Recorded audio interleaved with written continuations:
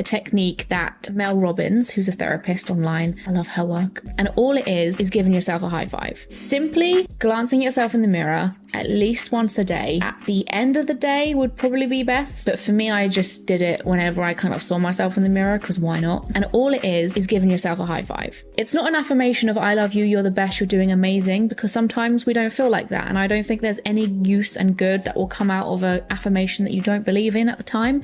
But what you will believe in is you showing up for yourself, congratulating yourself regardless of how the day looked, because it is something that we universally know as a signal of like congratulation, of like, you've got this, amazing work, keep going, continue. You know, you don't have to speak any certain language to know that is a signal of that. And we're so used to giving that to other people, making sure that other people feel acknowledged and recognized, to the point that it's kind of buried enough into our brain. That is what it means. So that's why there's scientific study behind the idea of doing that for yourself and seeing your own reflection doing that back to you. Trigger something in your brain, in your head, to say this person in front of me is cheering me on. Having your own company regardless of the good and the bad. Because I think for me, sometimes I would be brushing my teeth, looking at myself in the mirror and being like, oh, I haven't given myself a high five today. I think back to the day and I'm like, God, I did that thing that I wasn't very proud of. This was very testing and I might have blown up in a way that wasn't the greatest. It kind of calls you out a little bit. It calls me out for the things that I'm not necessarily proud of.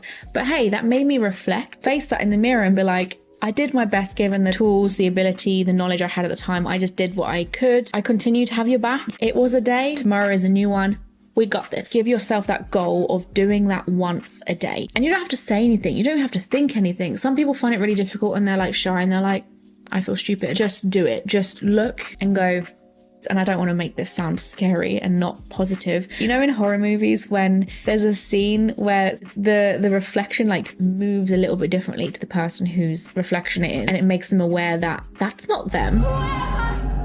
What are you trying to tell me? That's sort of like how I started seeing myself in the mirror, but solely because it was like, oh, there's that girl that I high five every day. You start getting a bit more confident at the idea of just looking at yourself and doing that motion, to the point where sometimes it might come with a word, or sometimes it might come with a little bit of like a sentence or two. Give that a try and then maybe come back to this video.